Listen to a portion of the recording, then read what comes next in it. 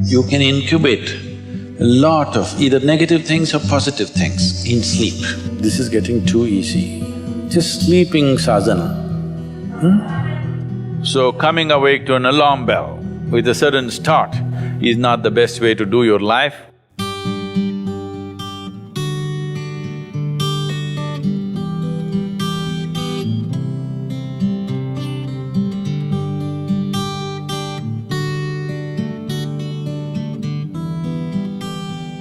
How many of you find that one day morning when you get up without any reason, you're just feeling ugly for no reason? If it is happening even at least 2-3 times a year, if it is, then you must do certain things before you go to bed. It's very, very important. Because unconsciously, you need to understand this, you can incubate a lot of either negative things or positive things in sleep. Either pleasantness or unpleasantness, you can incubate very effectively, uninterrupted in sleep. You can also incubate it in the day, but there are so many interruptions, it doesn't happen very efficiently. But if you have a tendency to go to bed in a certain way and you wake up in the morning really nasty for simply no reason, that means you're incubating things in the night very efficiently. Bad eggs. This is not just about psychological disturbances, it can cause major physiological problems over a period of time. It's important that you eliminate these things from your life.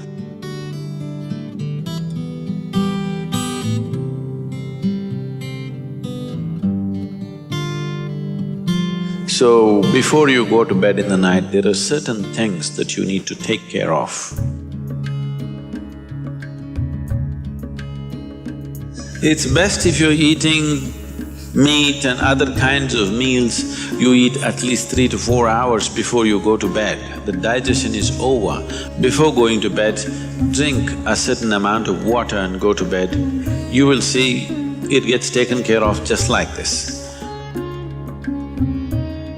One simple thing can be just a shower. Always to shower before go to bed, it'll make a lot of difference. In this weather, maybe cold showers are difficult, so you go for lukewarm showers, don't go for hot showers in the night. Go for lukewarm showers, it makes you alert. So you will think, oh, I cannot sleep. It doesn't matter, you will sleep 15-20 minutes or half an hour later, but you will sleep better because it will take away certain things. When you shower, it is not just the dirt on the skin that you're taking away. Have you noticed if you're very tense and anxious, whatever, just a shower, you came out, it feels like almost the burden has been taken away from you? Have you not noticed this? So it's not just about washing the skin, a whole lot of things happen when water flows over your body. This shower is a very rudimentary buddhi shuddhi because over 70% of your body is actually water. If you run water over it, a certain purification happens, which is beyond cleaning the skin. One more thing if you want to do, you just light an organic oil lamp, a cotton wick, some oil, anything. What do you use here? Normal cooking oil. Linseed oil, rice bran oil or sesame oil, what do you have? Olive oil, fine. Any organic oil with a cotton wick, just burn one little lamp somewhere in the room where you sleep. You will see these things will completely disappear. If you can bring in a chant or there are nightly practices, yogic practices, before you go to bed, sit on your bed and do this practice. If you want to do Isha Kriya, it's available on the net. Generally, in India, they told you should not put your head to the north and sleep. You're aware of this?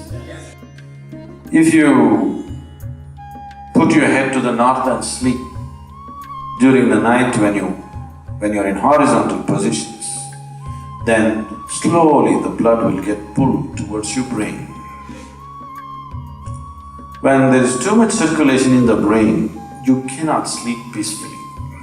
If you have any kind of, inherently weak aspects in your brain, or if you're of old age, you could die in your sleep. One can have hemorrhage because extra blood is trying to enter the brain, where the blood vessels are hair-like. Something extra is being pushed because of the magnetic pull. When you're in a vertical position, this is not so. The moment you become horizontal, this pull on the head is so strong that slowly the blood tries to move towards the brain. So to avoid this is true only in the northern hemisphere. If you go to Australia, you should not put your head to the south. If you're in India, you should not put your head to the north. You can put it any other way, it's okay. Keep this in your mind, that you are truly a mortal, okay? Not in words, really, you could fall dead right now. You may be young, you may be old, it doesn't matter, you can fall dead right now. Yes or no? Before you go to bed, sit on your bed and think this is your deathbed. You have just 1 more minute to live. Just look back and see, what you have done today, is it worthwhile? Just do this one simple exercise. And you don't know when it really happens, whether you'll be sitting on your deathbed or lying in a hospital, all kinds of things sticking into you.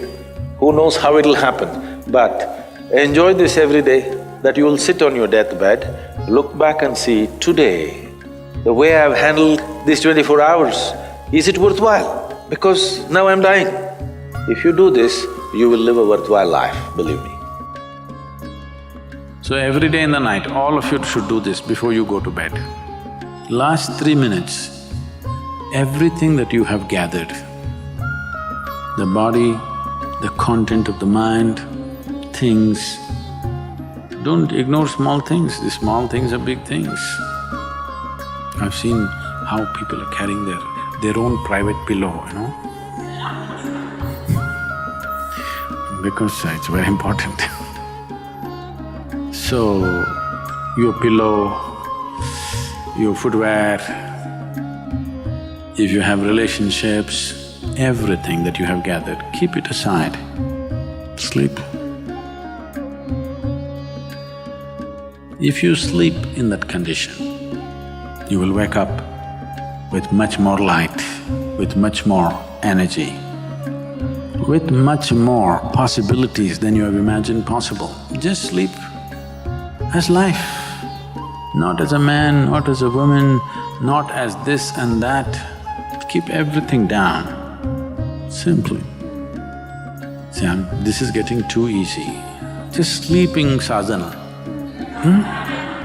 At least this you must do.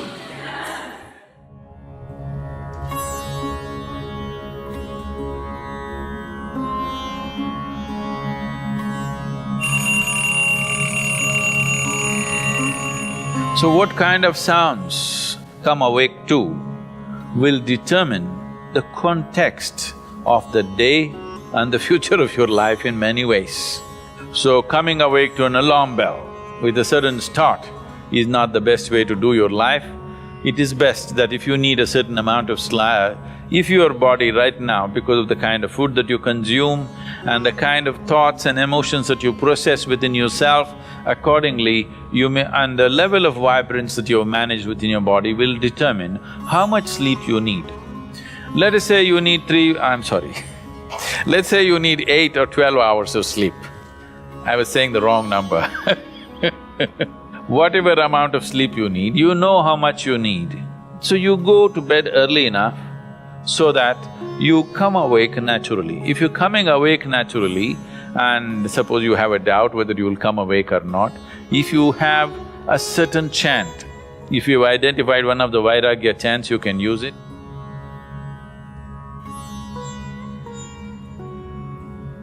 Physiologically, one important aspect of you is your heart, the pumping station for your blood circulation, which pumps life across the body. If this one thing doesn't happen, nothing happens. This starts from left side. So we told you, in India they have told you, when you wake up, you must roll to your right side and get up. Have they? Left side, if you roll and get up, bad things will happen to you. Did they tell you? Bad things are not about that. When you're in a certain state of relaxation, when the body is in a relaxation, the metabolic activity is low. When you get up, there is a certain surge of activity. That's why they told you in India, see, all these things are built into your life which you're throwing away. The whole science of living has been built into your life. They told you in the morning before you wake up, you must rub your hands together and see like this, huh? Not see like this, you must place it upon your eyes. You do this, you will see God. It's not about seeing God. If you rub these two things together, all the nerve endings, there's a heavy concentration of nerve endings in your hands. If you do this, the system comes awake immediately. You're feeling asleep, you're feeling sleepy, just do this and see. Everything comes awake. So morning before you move your body, you get it awake first and then place it upon your eyes. Instantly a whole range of nerves connected with your eyes and the other aspect of your senses come awake. Before you move your body and your brain should be active. You shouldn't get up dumb, that's the idea. Understand? So you do that and then roll over to your right and get up. Today, if all of us go to bed, by tomorrow morning, nearly 250,000 people won't wake up. Natural death in the world. Suppose you wake up tomorrow, you guaranteed? Have you come with a guarantee card? No guarantee card. So suppose you wake up, let's say. Just do this much, I'm telling you, this is a simple first step to your spiritual process. Tomorrow morning, when you come awake, check, you really awake or you dead? If you're awake, it needs at least a little celebration. You don't have to get up and dance, at least you can smile, still on. 250,000 people died. They were like you and me, poof, they went off, isn't it? Wherever you look, they're not there. Here I am still, alive. One big smile, will you? I'm talking management, you know? Then if 250,000 people died, at least 3 to 5 million people lost somebody who's dear to them.